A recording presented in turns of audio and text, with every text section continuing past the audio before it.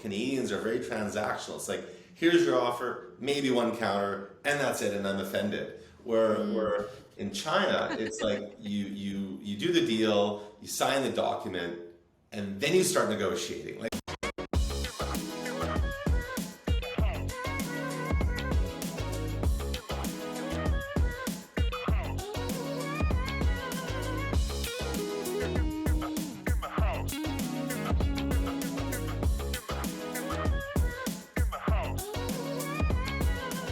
Good morning, everyone. My name is Jenny Woon. I'm Tony Singh. And welcome to our show, In the House podcast. We're very honored and pleased to have Jessie Dean Cook on our show today. Welcome, Jessie. Welcome. thanks for having me. How are you? Thank you. We're good, thank you. How are you? I'm great. It's Friday. This is a good start to a weekend here. And it's a bit sunny where you are. I know you're in your home, but where are you located? No, I'm in my office right now. I have the best office in West Vancouver. I get to watch all the supercars drive by me every day here in Dunderave, but it's sunnier in West Vancouver than in North Vancouver. So I guess you get what you pay for sometimes, you know? Yeah, that's pretty typical, right? They get more rain, a little bit more rain. I live in North Van, so I'm not saying anything bad about North Van, but we definitely get more precipitation than in West Vancouver. So in Dunderave, you are there because you're the owner of Next Door Real Estate Group, the North Shore Territories.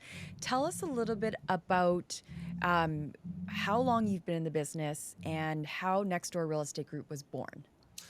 So I've been in the business for almost 10 years now, which seems long sometimes and it's evaporated other times, but it's been a wonderful time. The Next Door Group actually originated with conversations in a pool in Santorini with my business partner, Mike Ranth. He was there with his first child. I was there with my wife and our second. Everyone else had no kids or left them at home. And we were finding quite quickly then that our time was just really shortened, and we didn't want to be going over bridges and all that.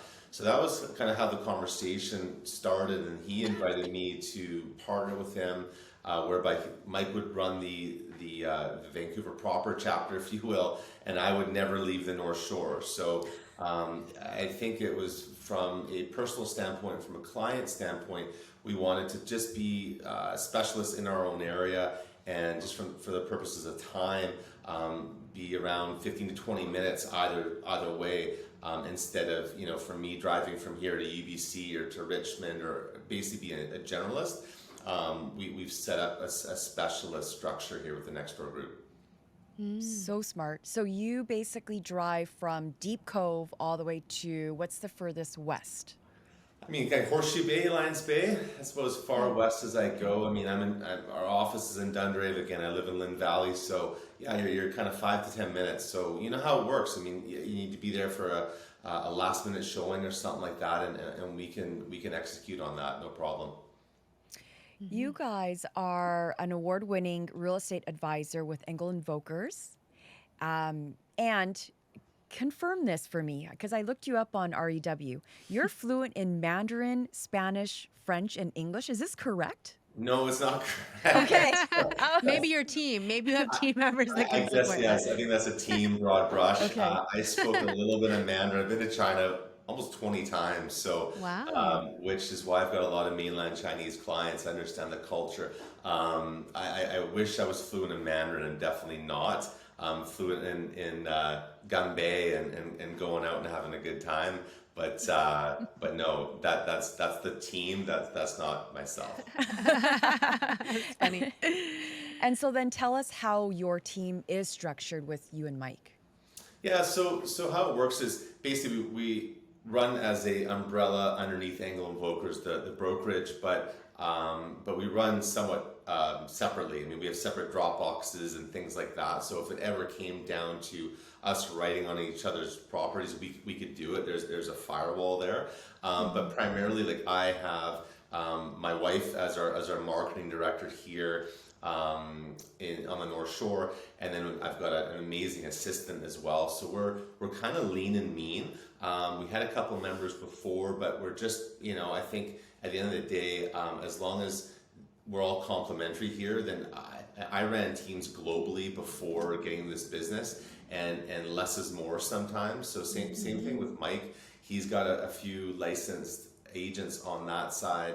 And again, these are all high performing agents rather than having 10 agents who are all calling you 20 times a day and kind of holding their hand through the process. We've got people that can really service the level of the clients that we have right now, and especially these higher luxury buyers and listings that we've been getting recently over the last couple of years.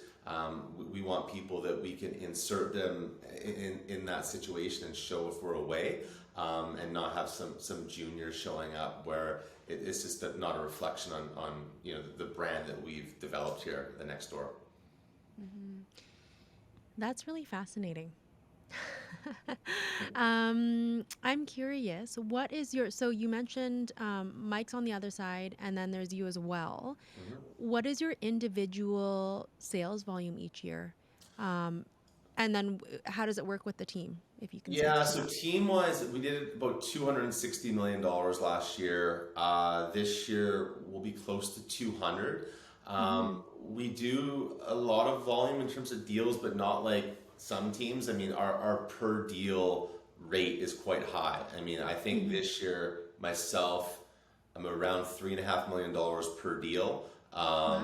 So I'm not doing 70 deals per year, but we're doing a lot higher end sales. So they take longer. I mean, on Instagram, they look easy and you're just, it's lights out, but they take a lot of time to procure. So just a different business model. I mean, like Ferrari, I mean, you don't sell as many Ferraris as you do Honda Civics, but at the end of the day, your sales volume still could be the same. It's just a different way of going about it. So Jesse, just capitalizing on that last point that you said, did you always specialize in the luxury real estate market, or did you transition into it? No, it's funny. Who wouldn't want to be in the luxury, arena? But it's really hard to get into. Like full disclosure, I'm not from West Vancouver, and I look back and I'm like, holy cow, was I naive? But I jumped right in, didn't even know the street names, didn't know what's going on, and I think that helps you and hurts you. But for me, you take whatever you can get to start. I mean, you don't start as a high-end luxury agent. It's just, unless you're from a very affluent family that knows a lot of affluent people, then maybe that's different, but that's not most agents. You have to start selling small condos or horrible tear-down houses or anything you can do. But it's wherever you want to be. So in the back of my mind, that's what got me out of bed, and that's what transitioned me from a corporate life into this. Is I wanted to eventually sell the houses that we're selling now, and I'm very humble and very grateful. And like standing these waterfront properties that we're selling, and it's incredible to be here. But no, I did not start as a luxury agent. That's for sure. Some do. I had to ask the question. So Jesse, so you obviously started, like you said, not in the luxury market. When was that moment, that one moment where you all of a sudden said, wow, okay, I'm in the luxury market now? Like, I still, again, I'm just from a family where, like, there's not a lot of compliments. If I was to go have a compliment jar at my house from my family, it would be quite low. So we're never satisfied. So even still now, like, a lot of people are like, oh my gosh, you're selling all these big houses, you're probably taking the rest of the year off. Like, it's a what have you done for me lately type of profession, and I'm always looking for the next sale. But I mean, I think I had a listing on the waterfront on Radcliffe, and that was a street, interestingly enough, where my wife took a photo of me like my first month, like no idea what you're doing in the market, and it was just it's always been my favorite street. And I bought clients who I met at an open house on that street, and a couple years later was listing that house. It was a $9 million listing, and it's just the most epic beach ever, and you've got billionaires on the street. And I think at that point I was like, wow, this is pretty cool. But every day is a new day, and we're just happy to be here, but not going to get complacent and think that we're just going to keep doing this. I mean, we're going to have to keep fighting and keep working hard to try and stay here and grow. I say that's a sign that the street. Yeah. Only because that's how I met. No, that's not how I met. I got into a car accident. Sorry to get into I got into a car accident off of Glen and Kingsway in 2020. And my boyfriend now, Brock, he lived on Glen. But I didn't meet him like probably a year later. But I was just like, okay, this is weird. Am I just trying to put things together on purpose, or I don't know. I think that it's a there's sign. synchronicities sometimes. Yeah. Yeah. What's your favorite thing about being a real estate agent? Oh, I mean, one of the things is unlike my corporate career, your clients really become family. It's maybe cliche. A lot of agents are like that, but it's true. I mean, we've got a wall in the a wall of photos on our office here.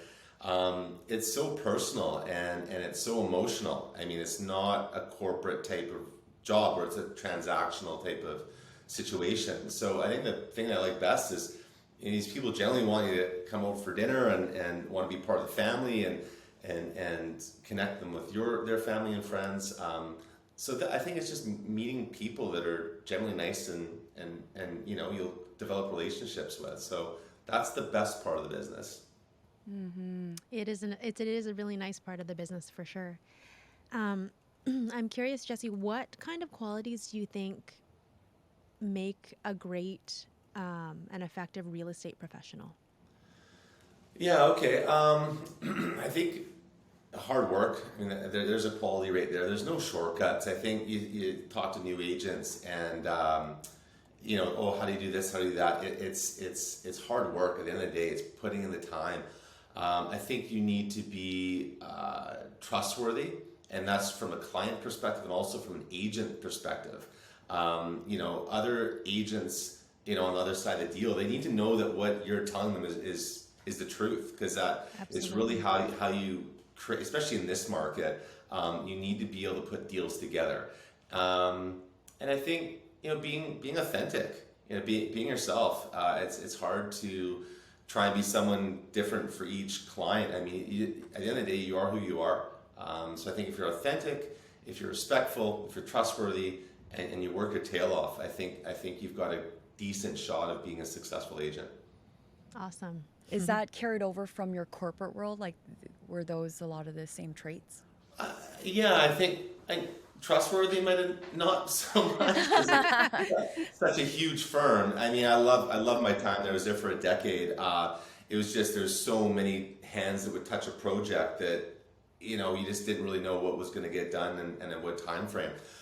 But work ethic, we worked hard. It was like the movie Boiler Room, and I think that here it's very relaxed in Vancouver, and a lot of agents have only ever been an agent here. They've only ever done deals in the Lower Mainland, and they don't know what it's like to work in New York or in Hong Kong or in Dubai or in Chicago and or Edmonton on the back of a tailgate doing multi-million-dollar deals.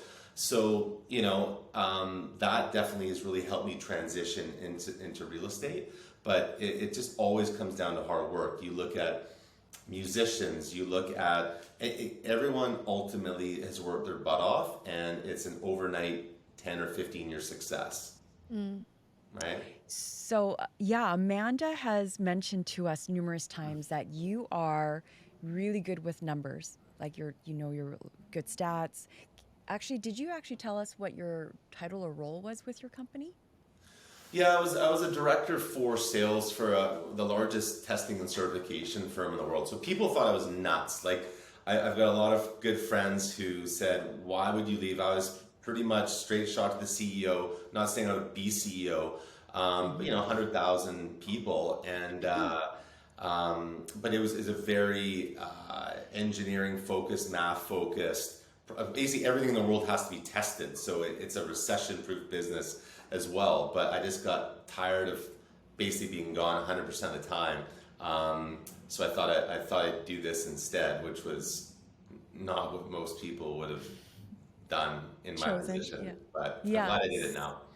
Yeah. So being a numbers guy, very analytical, how has this helped you in listing presentations, but also in negotiations?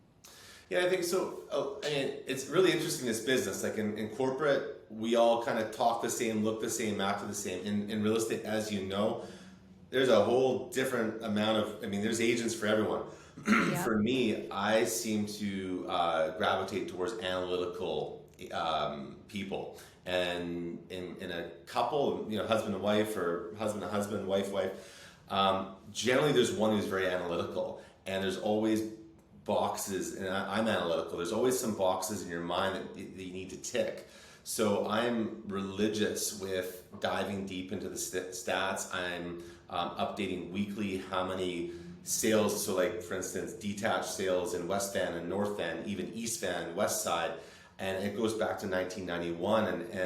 And then we love our clients, but everyone wants to know tax assessed value, and I'm like, well, that doesn't matter. We don't care, but they want to see a relation between comparable sales and how much above or below tax assessed value as a percentage. So that's ticked, which is how because at the end of the day, real estate can be subjective sometimes. Oh, the market's doing well, it's not.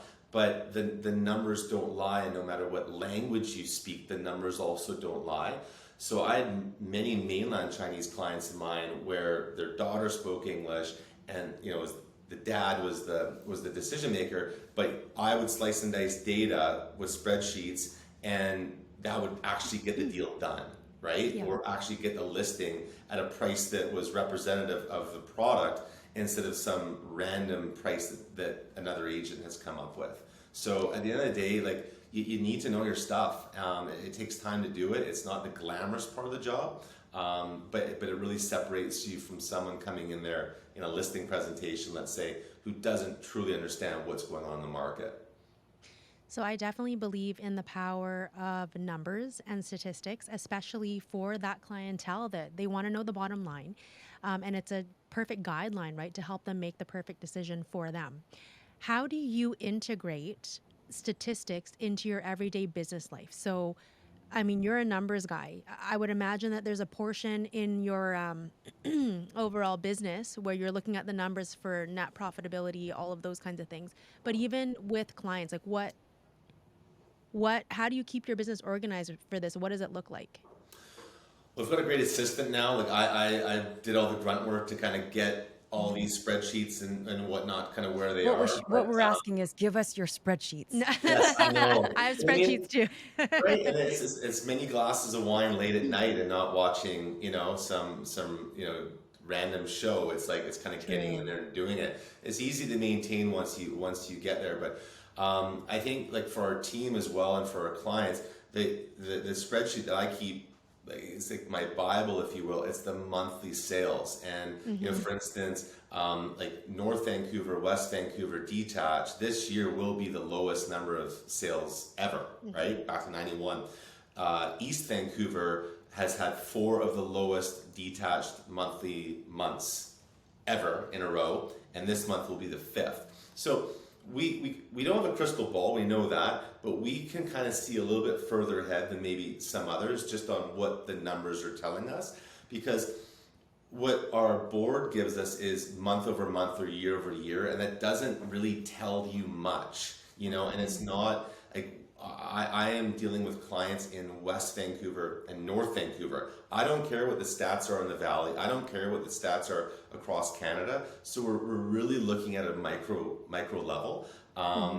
But that is what we're continuously keeping buyers up to date. Like right now, there's 5 sales in West Vancouver month to date. So my buyers, like, how do I get them off the sideline? Well, rates are going to be going up, twice by the end of this year. So yes, you might be able to get it for less in March next year, presumably, but you'll be paying just as much or more for your mortgage. So, you have to, but again, non-analytical clients won't care. They're emotionally tied to the property.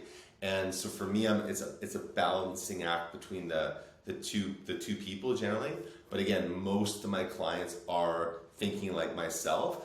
and I'm never telling them what to do. I'm just arming them with this information, trying to make it simplistic and summarizing and giving them the data, because some of them they really want to deep dive in this. Others just want me to broad brush it for them. But that's really helping them make buying decisions, because at the end of the day, we don't want buyers to feel like they're overpaying. But if they're guided along the way before this offer's in play, then they feel good about it, as opposed to, oh my goodness, buyer's remorse, I paid too much. Like, I don't have people calling me the next day and telling me that. Like, we're educated on why we should be offering this, and sellers why we should be taking an offer seriously when there's no sales in this segment, right? As opposed to being offended and not getting the deal done. So that really helps you close on your sale as well, because you're ultimately trying to benefit their interest. So. Jesse, I'm curious, just in relation to what you said about balancing the data and delivery, and maybe brushing it for some people versus going into detail, deep dive with others. Your client base right now, do you work with a lot of highly emotional people? I'm just curious, because that's difficult for me, and I've been working on it over the last decade. Yeah, it's bizarre. I mean, I'll be honest. Like, I've got friends and clients that are very like, I deal with a lot of lawyers, a lot of like high-end execs that are, pit bulls in their role, and then they get an offer, and then they are emotional wrecks. Like, they're offended, and it's just a roller coaster. Ego, So you're really mostly ego. very Swiss in this business. You're trying to facilitate. But it is emotional, and because they're either buying or they're selling or what have you. So you have to just try to keep them on the level. I think, from a buyer's perspective, I mean, they always feel like they're never getting a great deal, or there's never a perfect house. So I think it's understanding that there's no perfect house. Like, we've got clients with unlimited budgets. They'll buy an amazing lot, build the craziest house ever. And at the end of the day, the dishwasher's still in the wrong spot. There's still their neighbor's a bit of a weirdo. Like, it's just like, there's no perfect scenario. I appreciate your candor. Like the 80-20 rule, right? Okay. Yeah, totally. Have you ever lost a listing or lost buyers because you were too numbers driven?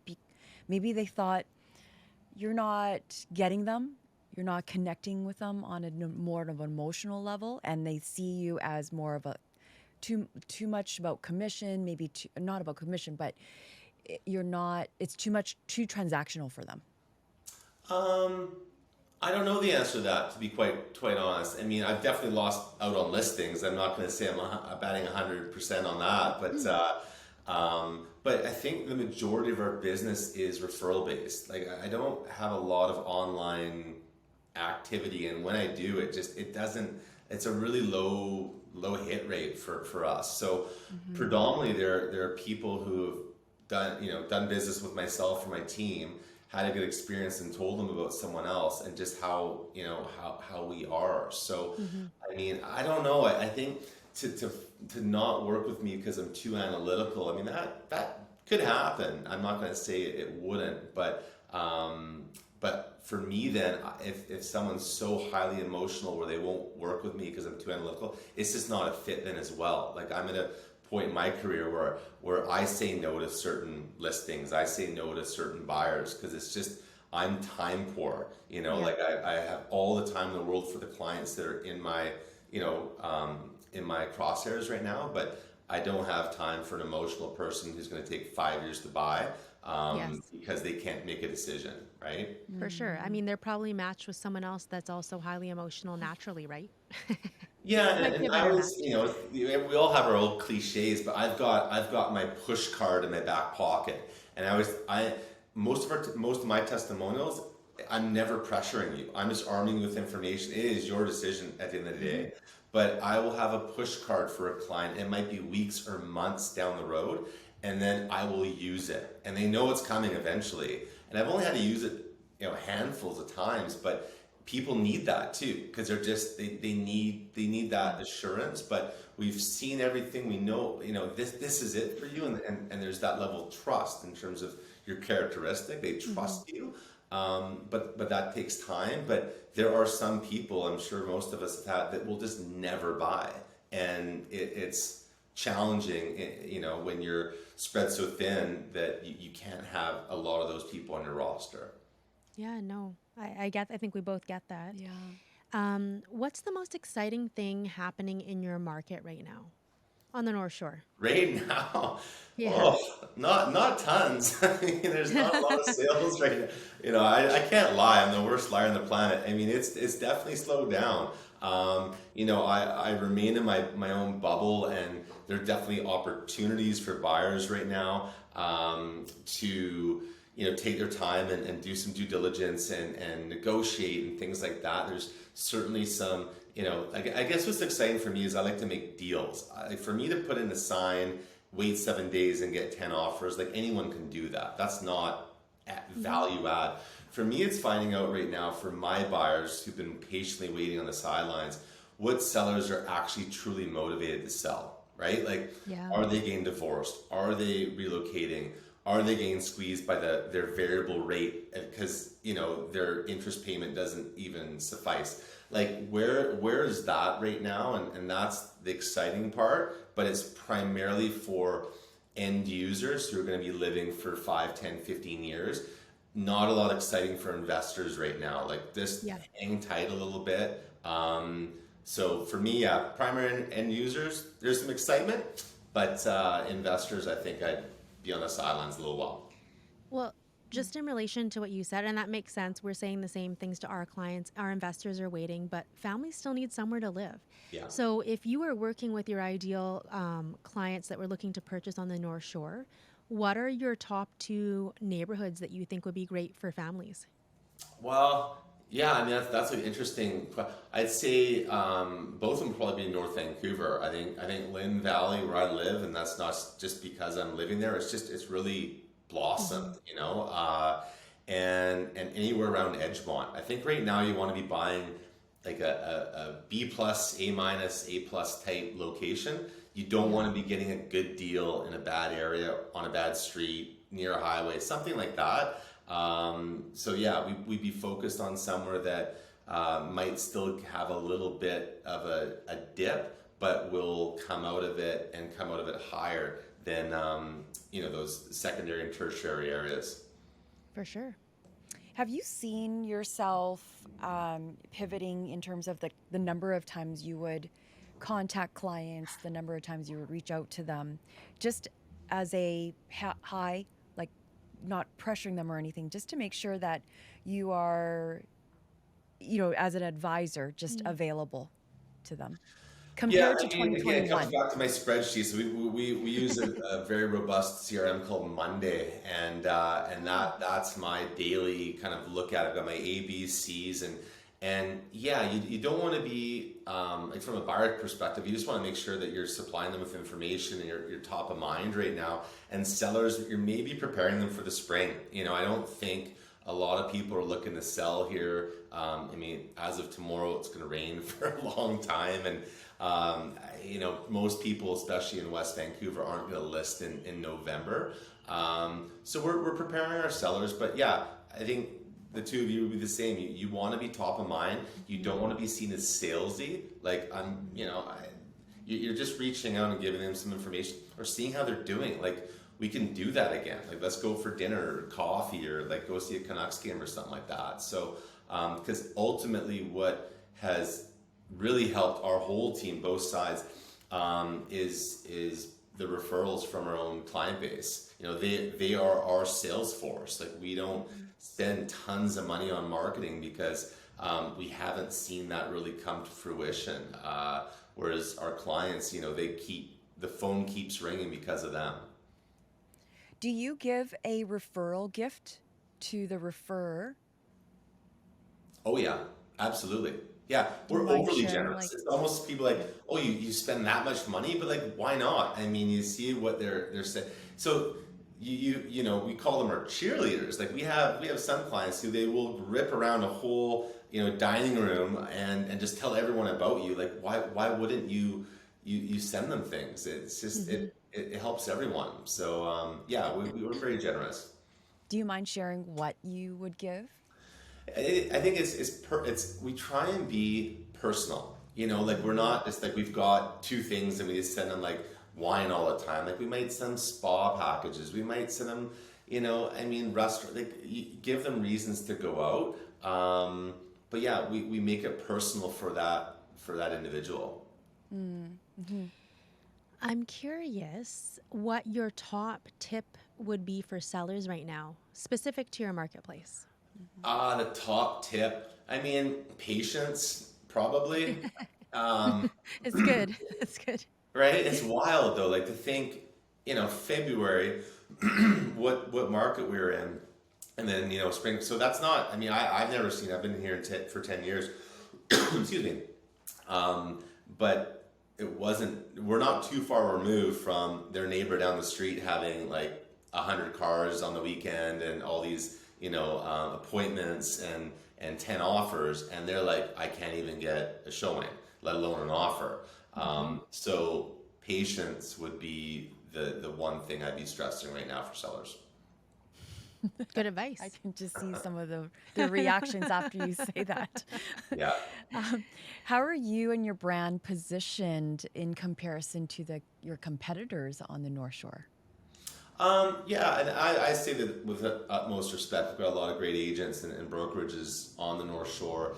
But, you know, I came from a global company, and, you know, Angle Invokers is global. Like, we have quite affluent clients who are traveling the world, and they see our shops in Monaco, Majorca, and London. So from an international standpoint, albeit we've got a foreign ban coming, there are a lot of PRs and citizens, hundreds of thousands of them coming to Canada. We want to make sure that we're still broadcasting our listings globally. So we've got a very robust international presence, but we also have, you know, we have our own marketing team for our team, but, you know, our firm has our own marketing team and social media team. And so locally, nationally, internationally, we just, you know, we have a large presence. Before, it was MLS listing, kind of a la carte, and like crossing your fingers. Now it's, you know, I can look sellers in the eyes and say, like, you are on all publications, all platforms, all media types.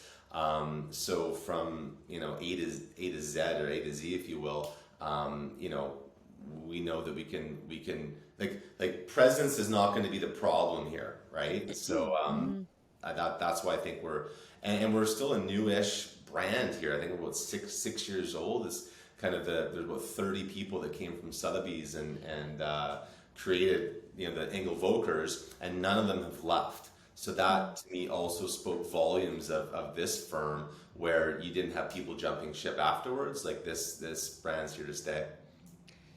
Jesse, you seem very ambitious. It's really exciting. I guess that you guys are a little bit newer, but you're really seeing that market, your market on the North Shore expand. What are your business goals for 2023? I'd be curious to know. Yeah, I know we'll get into, like, in Q4 we'll set our business plan, and that was, again, it's a function of what we did in corporate. I mean, if you don't plan, I mean, it's never going to happen. But I think right now that we've been really looking to not take advantage. That might sound wrong, but like leverage the sales and purchases that we've had in the last 24 months. And it's challenging because it's hard to talk about yourself. You know, with your friends you can, but in the public you want to seem humble. But if you don't tell them, they don't know. So you know, we want to showcase that, you know, there are options, and I say that with respect because I've got great relationships with, you know, the top agents here in West Vancouver. But I'm 42. I'm not retiring anytime soon. I've got a wife who likes to travel and kids who like to spend money. So you know, but we are here for you know, a couple more decades. So we'd really like to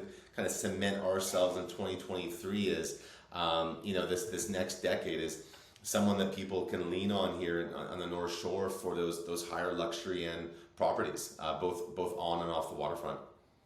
Awesome. I'm glad you brought up foreigners because I'm curious to know how many deals have you done, I guess, if you can remember, that were done with foreigners, whether it was on the buying side or the I don't think I've done one, right? And I have a Interesting. tremendous number of mainland Chinese clients, and they're all Canadian citizens, or the one on the contract is a PR Canadian citizen. And so I don't know. I think it's more optics than anything. I don't know what true effect that's going to have.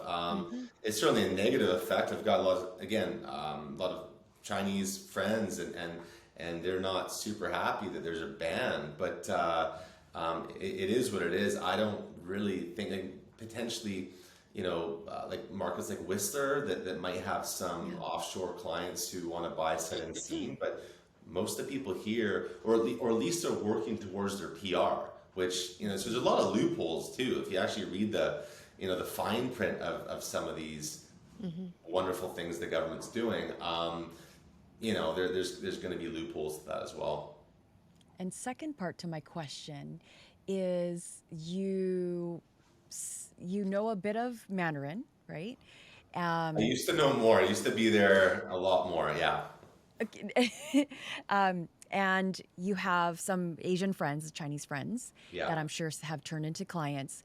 Share with us how you negotiate with them versus a Canadian-born, like that's non-Chinese. Oh, it's wild. So I spent so much time, and I'll answer your question, but just to go backwards. So I spent a lot of time in China because I was in the building products portion of our company, and most things being manufactured in those days in China. So I understood the culture and whatnot. So I got into real estate, and I'm like, I'm never gonna have to go to YVR. Like I was literally there every week, and this was 2013. And all I did was do open houses every weekend, twice a day, and all this stuff, and met so many mainland Chinese. Well, I ended up going back there because my wife Amanda was staying either in Shanghai or Beijing or Hong Kong. So I go visit her, and then I go to Dalian and Chongqing and Chengzhou, and they're like, and guys in my firm like, what are you doing? And I'm like, well, I speak a little Mandarin, but these clients are big deals. They're huge developers. They don't speak any English, but they have some of their company that does. And they're like, do you give business cards? I'm like, I'm a 6'2" white guy, and there's 35 million people in Chongqing. And like, they're like, who's this guy? Like, I don't need a business card. But it's developing the trust, it's developing the relationship. And here it's so transactional. Canadians are very transactional. It's like, here's your offer, maybe one counter, and that's it, and I'm offended. Where in China, it's like you do the deal, you sign the document, and then you start negotiating. Like there's a whole, it's how it works. Very interesting. Where I'd be in Japan is like, the deal's the deal, and like you were like, that is the deal. So the strength here is I look at the last name on the listing or on the purchase contract, and you negotiate. So the one clear example I've got is I was listing, and again, I don't leave the North Shore except for random occasions. A buddy of mine was a builder in Richmond, and he built, and it was on a T, and it was a pie-shaped lot, and like all the wrong things. Like, what are you doing? So we finally got this offer, and it was from a gentleman from Shanghai. And so I've got a Canadian seller and a Chinese, mainland Chinese buyer. And it took us 10 days to get the deal done.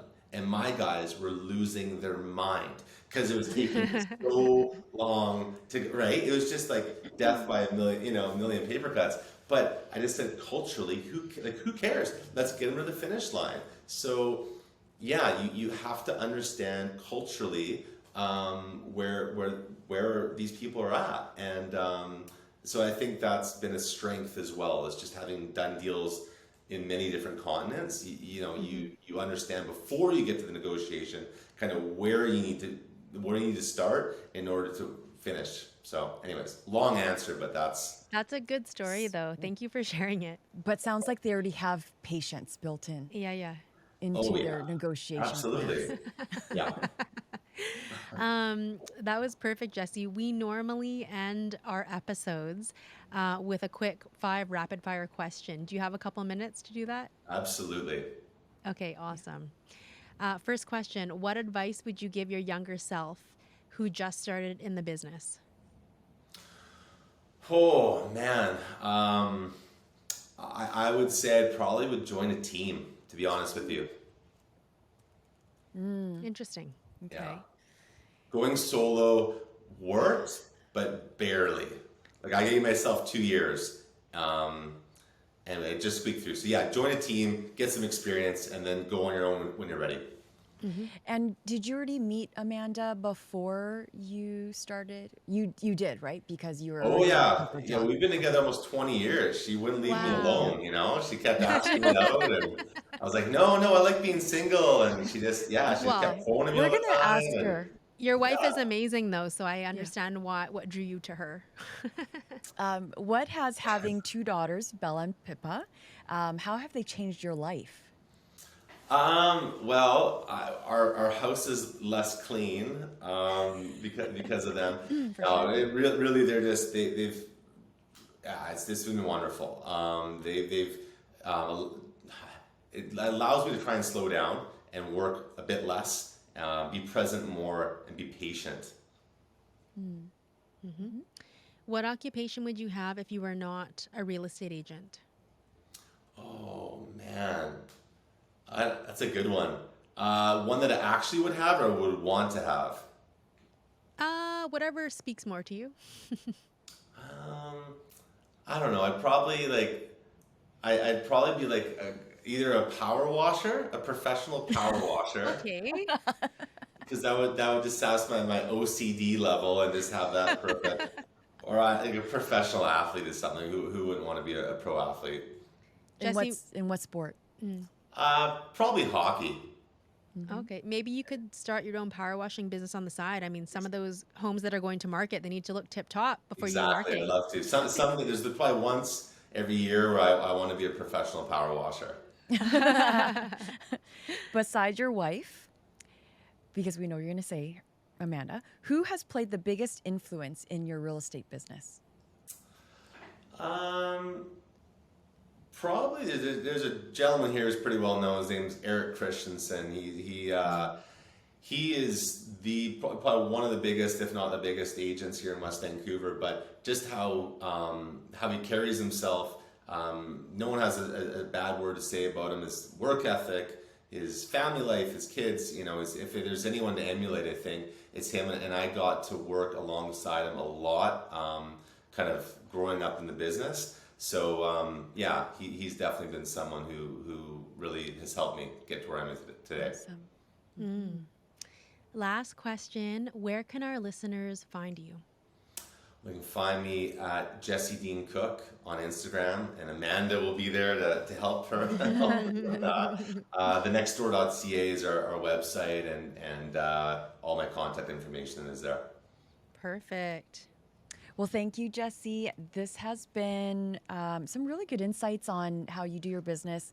I don't often do too much. We actually have a listing right now. Actually, I want to ask for some tips right now, if you don't mind. One more Sure, question. fire away. Okay, yeah, I do have it. a listing at Lonsdale on 21st. Okay.